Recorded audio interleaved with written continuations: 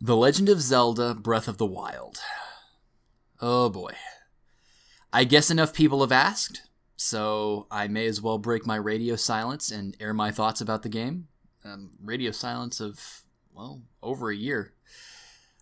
But to do that, I have to accept the fact that people are either going to agree with me or they're going to lambaste me for my opinion, which is fine. I've never really been known to BS my opinions based on popular thought. I'm sure people remember my thoughts on Skyward Sword. That drew a lot of hatred back in the day. And, people have kind of cooled off on that game once opening hype died down. But that's not what this is about. This is going to be a very polarizing game. And the reason I say that is because there are people who grew up with Zelda, and whether your first game was A Link to the Past like mine was, or Ocarina of Time like many people's first Zelda was, or Twilight Princess, Wind Waker, even the original NES game, there's always been a baseline that people can point to and say, that is what Zelda is to me. And that's fine. Familiarity breeds joy by association in an experience. But we need to be honest here. The formula was started by A Link to the Past. And for better or worse, the formula has stayed the same for over 25 years since then. And not without a few exceptions here or there. Thematically, Majora's Mask was a very strong departure from the traditional Zelda formula. And from a perspective of how dungeons and treasures were approached, A Link Between Worlds, ironically enough, broke the mold of A Link to the Past. This game, it breaks the formula and breaks tradition in so many ways that people are either going to love it or despise it. And I can't imagine there being very little middle ground. So I'm just going to get straight to it. This game is the best game I've ever played. And that's not hyperbole. It's not hype. It's not... I understand what that statement means because as many people know, and I've hyped time and time and time again about how Super Metroid is, the best game ever. It's the favorite game I've ever played. And then how A Link Between Worlds has become... It somehow pulled a coup over A Link to the Past and became my favorite Zelda game. This is the best game I've ever played. It came out 2.5 weeks ago, and it's essentially taken up most of the free time I have. I have punched over 100 hours into this game. I just finished it. I did all 120 shrines before actually completed the game. I did as much as I could to spoil as little of the game as possible for myself. So that I could get, a full experience. I didn't look up any cutscenes. I looked up a few songs here and there, but I didn't spoil any, what does the final boss look like, etc. I finished the game, and my thoughts are the same as when I first realized it 50 hours in. This is the best game I've ever played in my life. This isn't some new car smell or some hype of a small child. I'm 28 years old. I'm capable of sifting through silly things like that. I don't make that statement lightly when I say that this is the best Zelda game and the best game I've ever played, period. And I'm going to probably go into a very, very long rant as to why, but I wanted to get that out of the way now. Breath of the Wild is just absolutely stunning in so many ways. How many? Well, I'm not sure I can count them, but let's try. First of all, anytime I've been asked to summarize the game in a few sentences, here's how I've always done it. It's Zelda meets Skyrim, Dark Souls, and Shadow of the Colossus. And if you're going to tweak the formula in the direction of certain games, that is quite a trio to gain inspiration from. It's Zelda with a big, wide, open world, very skill-oriented gameplay, and climbing to places that give some of the most breathtaking views in all of video games. That's Breath of the Wild in a very short, spoiler-free description. And I'm going to try to keep major spoilers out until I reach a certain point in this review, but if you wanted a very short description in a few sentences, that's what I can compare it to. Freedom is the key word here. Freedom to go anywhere you want. Freedom to fight however you want.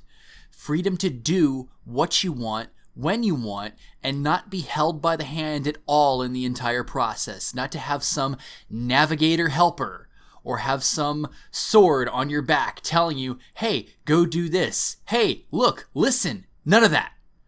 The prologue of the game outfits you with everything you need to finish it. You get 5 runes. Technically 4, but there's 2 for 1. You get magnesis, you get bombs, you get stasis, and you get cryonis. Everything after that is almost superfluous. And that all happens in the first hour of the game. In the first hour, you have everything you need to beat it. And to some people, believe it or not, that's a very bad thing. Like I said, this is a game that breaks tradition. Some people like going to a chest and getting a hook shot, or a giant hammer, or something. They feel empowered by getting an amazing new item, and not having those items, it seems almost like Link is ill-equipped to deal with the problems of the world. But that's one of the things that makes Breath of the Wild so awesome. You're given everything that you're ever truly going to need in the first hour. Magnesis is a rune that gives you the ability to move metal objects around, no matter how big or heavy they might be. Remote bombs, they come in a round and a square shape, so they're technically 2 in 1. And it's kind of a different twist on the traditional Zelda bombs, because you are in full control of when they go off. And if you get hurt in the blast, well, then you only have yourself to blame. And believe it or not, I've gotten hurt in the blast many times. And every time, I laugh my ass off every time it happens, because, yeah, well, maybe I should have waited a moment. Cryonis lets you create pillars out of any body of water. And that actually leads to some pretty awesome moments where you can sort of walk up a waterfall by creating these makeshift steps, or cross a large body of water that you don't have nearly enough stamina to handle on your own. And lastly, stasis. This lets you trap an enemy or an object into a single point in time for a few moments, and you can smash that object over and over again to give it momentum, which is set off. It builds up and is set off when it leaves stasis. And this leads to ridiculous things like when you take a massive slate that you couldn't hope to move on your own. You put it in stasis, you smack it with a hammer, and wham, it goes flying off into the horizon. None of these are items. They are magical abilities that are on a quick cooldown that you can access at any time. And I'll say it again, they are all you need. Period. Now, I'm just going to say a few things, and if it sounds like I'm echoing sentiments from Ego Raptor's Zelda sequelitis, well, that's because I am. There's nothing inherently interesting about the same formula of enter dungeon, find treasure, use treasure inside to great advantage over the boss inside. Odds are, in games after Ocarina of Time, if there was a dungeon treasure, that's what you were going to use to defeat the boss. At least in A Link to the Past, it would throw curveballs and bosses that just needed a good wailing with your sword, or an item that didn't necessarily come from the dungeon. But after Ocarina, it just got to the point of absurdity. Tell me, is there anything inherently interesting about that spinner, the spinning top from Twilight Princess? I know I'm picking a rather specific example, but that's what a lot of the items were. They were a means to cross a gap or open a door. They were keys to a door that you couldn't open before you entered the dungeon. The dungeon formula, in my opinion, it was tired and dated. Sure, it was epic to see some gigantic monstrosity. It's like, oh, how is Link going to possibly deal with that? But what's the point when it has another stupid glowing eyeball that you obviously shoot at with your newly found bow and arrow? Breath of the Wild is very different in this regard. You don't find a key in the dungeon to handle all of the doors in the dungeon. In this game, you start out with all the keys. The only question is finding out which one, if any of them, is required in the situation you're in. And sometimes the answer isn't inherently obvious. This is probably a good time to talk about shrines. What on earth is a shrine, you might ask, if you haven't played the game? Well, a shrine is an answer to an obvious problem of what exactly do you fill this massive world up with? There are 120 shrines scattered across Hyrule. Some of them are available from the start, some of them have a story prerequisite that you need to get in a certain area, and some of them might have a riddle or a puzzle that needs to be answered before you can even get inside. The shrines are mini dungeons, 1 or 2 room places that have a central puzzle or sometimes a combat test. The puzzles can range from moving an apparatus around to steer a ball into a hole, or trying to power up nodes by linking metallic objects to complete a circuit, or something like that. Sometimes they're easy, sometimes they're not. Sometimes they can be real brain teasers. And the reason for that is because they're entirely optional. Each of these shrines contain a few little treasures, like a jewel or a weapon, and at the end of it, every single one of them you get a spirit orb. Get 4 spirit orbs and you can trade them in for a new heart container or a boost to your stamina. Spirit orbs are essentially this game's answer to heart pieces, but even this comes with a choice. Do you want more life to take on tougher enemies? Or, if you're confident in your ability to avoid damage, do you want more stamina to further climb and explore more out-of-reach places? Again, freedom. The freedom to choose to even go into these is there to begin with, and the freedom to choose what your reward is from that is also there. There's that word again, freedom. Sometimes there's more than one solution in a shrine that can work. And by that same token, you have the freedom and more than one solution to how you're going to dispatch enemies. Combat looks and feels like traditional Zelda on the surface. But what you're not going to see by watching somebody play the game, and only by playing it yourself, is that it goes to a much deeper level by offering so many options on a skill-based perspective. No matter how big an enemy is in this game, there isn't a single one of them that I can think of that isn't dispatched in a multitude of ways.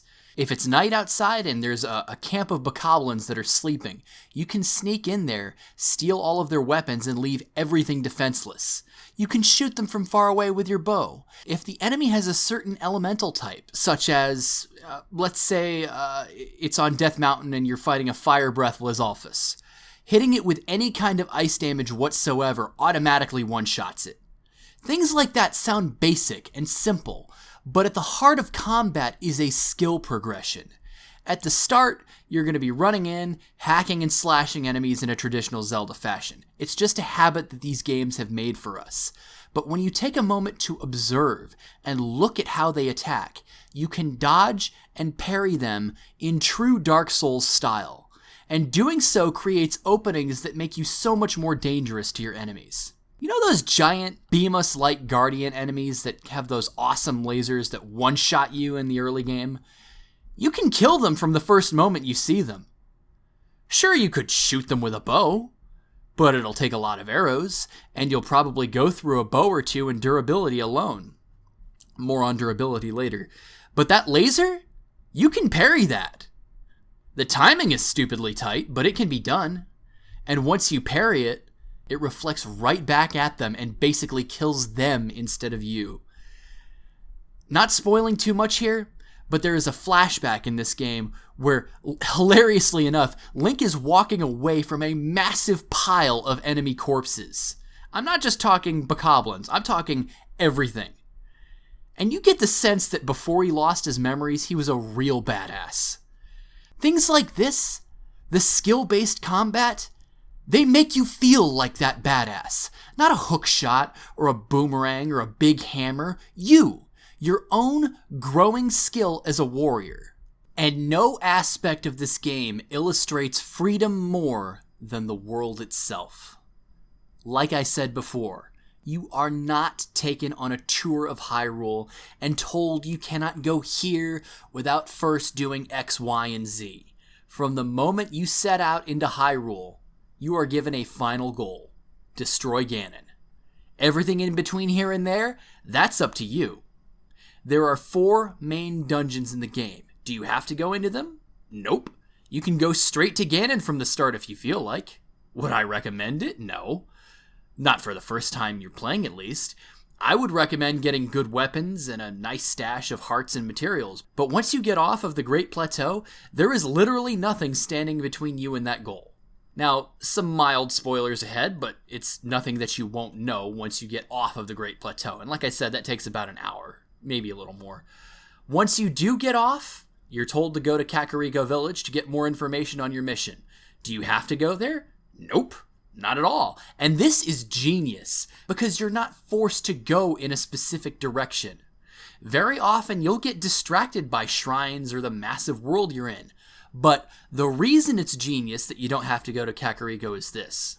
You don't have some helper character nagging you about what you're supposed to be doing, because the world itself is going to do that. Let me explain. From every angle on the map, doesn't matter if it's north, south, east, west, or at all points in between, every angle, if you're standing on a high spot, you will always be seeing one or two things. Firstly, you are always going to see that dark vortex around Hyrule Castle. It's big and imposing enough to be visible from every angle, unless there's a mountain or something obstructing your view. But from the moment you set foot into Hyrule, you will always see that dark crimson shadow. You'll see it from everywhere.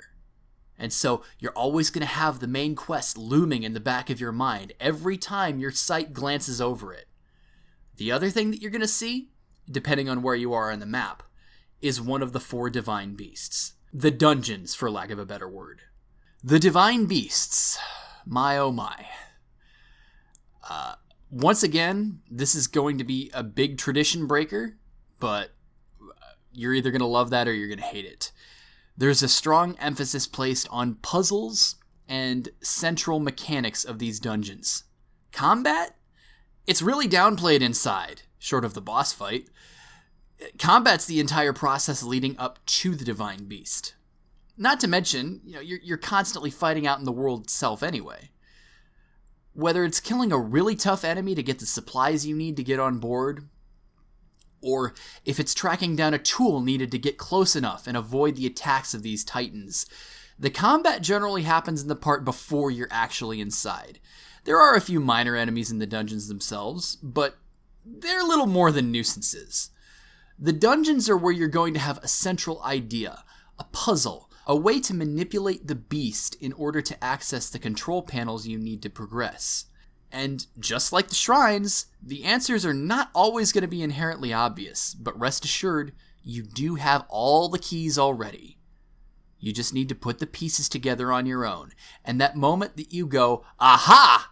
When it comes to some of the more complicated puzzles, it's really satisfying. As for the rest of the world, outside of the dungeons and the shrines, Hyrule is one massive sandbox for you to play around in. There is always going to be a gorgeous sight to be seen, whether it's out in the wilderness or if it's in the actual settlements. Spoilers are probably going to start here, so if you've had your fill on what I've had to say, thanks for listening, but you've been warned. Alright, I think that's enough time. Ritos, Zoras, Gorons, Gerudos, and the Hylians. They turn this world from a sandbox for you to play in to something that feels living and breathing, like you were a speck in a bigger picture. And for what seems like the first time in the series, you are seeing legions of these people, as well as their children. There are Hylian children playing around in the villages or helping their parents at the various stables. There's small Goron boys helping out their big brothers at the mines. I don't think there's a single female Goron. The Rito and Zora children. Oh my god, they're so cute. Oh man, when you see the little Zora children floating in their little bed of water, it's like there's little water areas where they could sleep in.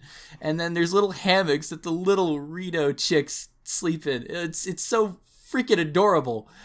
And we also get to see small Gerudo girls near their mothers in the desert marketplace.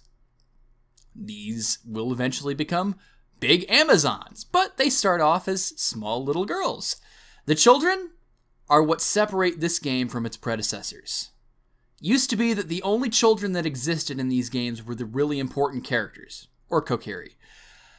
Characters like Ruto, Medley, Saria, etc. But now, you're seeing them in mass.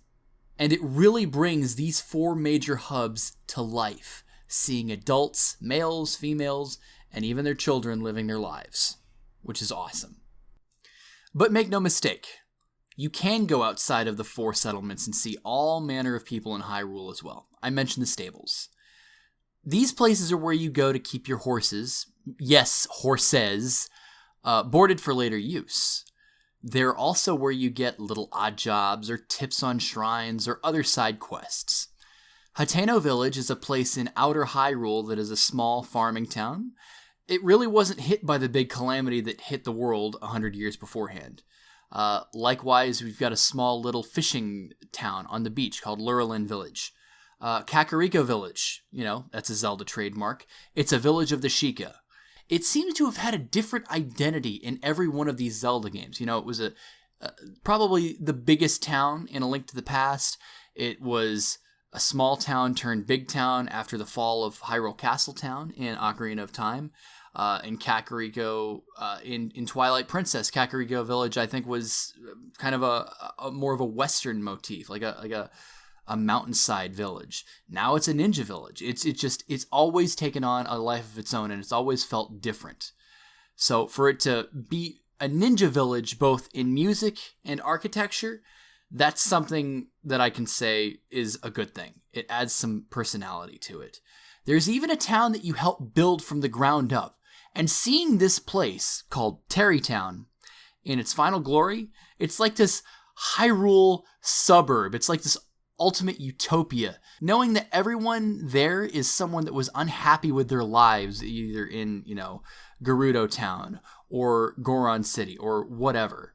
Whether it's a Goron that wants a change of scenery, a Gerudo woman looking for a husband, or a Rito that's trying to start his own shop, this side quest is one of the absolute best in the game.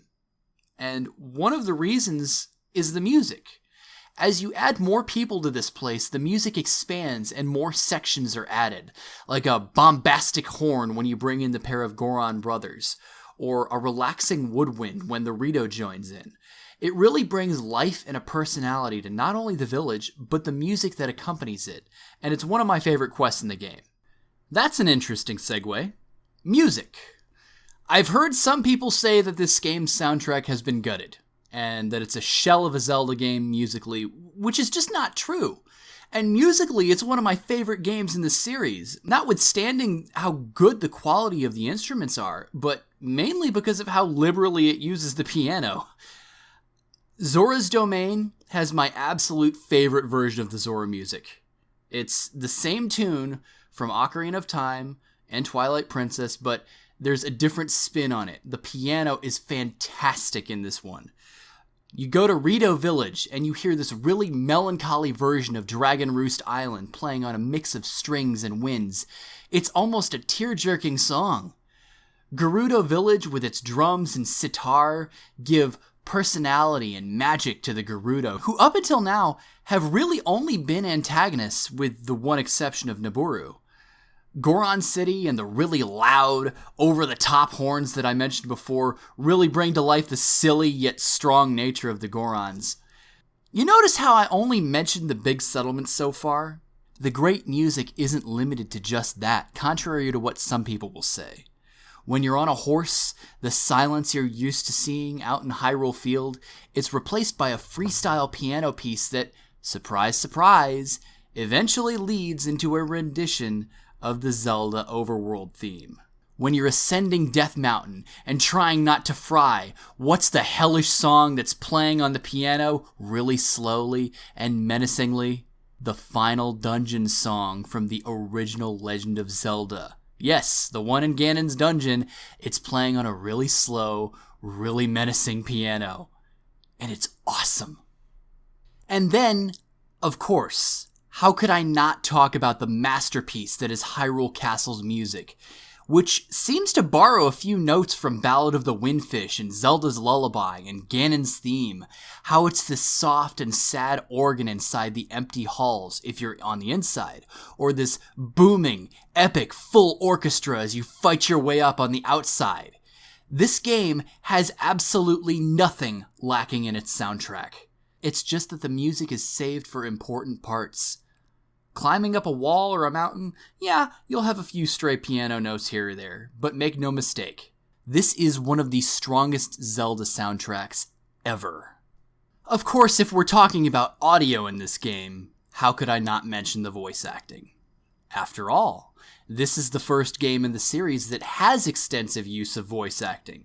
So, how does it measure up? Well, it's no Kid Icarus Uprising in terms of professional quality.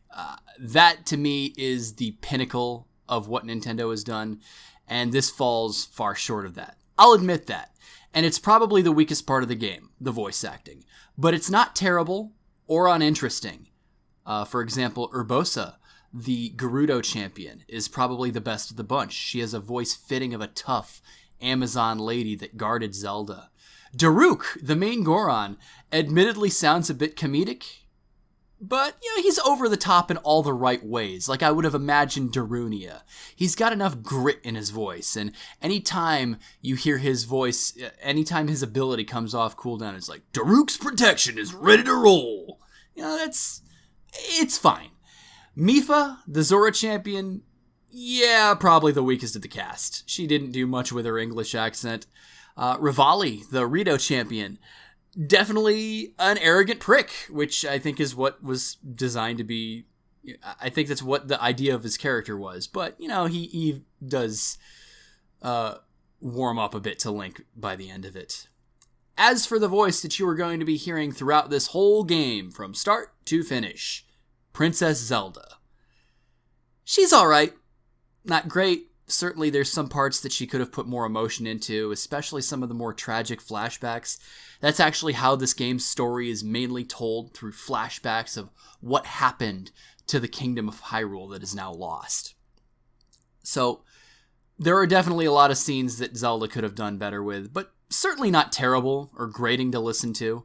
It's definitely nowhere close to the best Nintendo has ever done with voice acting, but it's definitely better than the forgettable, monotonous voices in something like, say, Metroid Other M. So, I'll give it a passing grade. It definitely could be better, especially with how much money was spent into this game, but I can't really say that without listening to the rest of the voice dubs. Because this game has basically a cast for every region that it was released in. Now, it's going to be very difficult to listen to those, but my opinion on the English dub, acceptable, not bad, not great, just kind of in the middle. Definitely disappointing compared to what it could have been, but for what it is, I'll take it. God, I could talk about this game for hours, but my throat's starting to get a little dry. I'm not really sure what else I could say about this game that besides repeating myself at the moment. I'm sure I'll think of other things to say down the road, but I said it before, I'll say it again.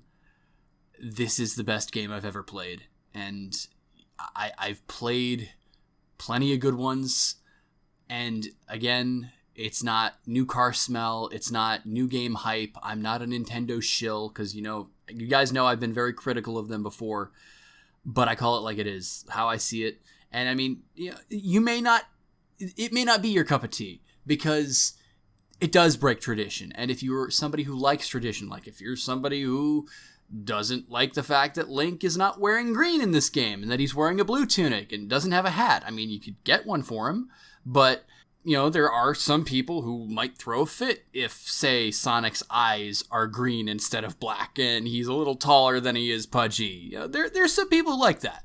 But if you look past the traditions that it breaks, and even if you look at the traditions that it does break, and why it broke them and how it broke them. I haven't even mentioned just the thrill of jumping off the top of a mountain with a paraglider and, covering a whole lot of distance from there. I haven't mentioned the awesomeness of hunting the giant serpentine dragons, the 3 dragons that are named after the 3 goddesses, and they have that really majestic sounding oriental music. I haven't covered any of that, and I kind of want to.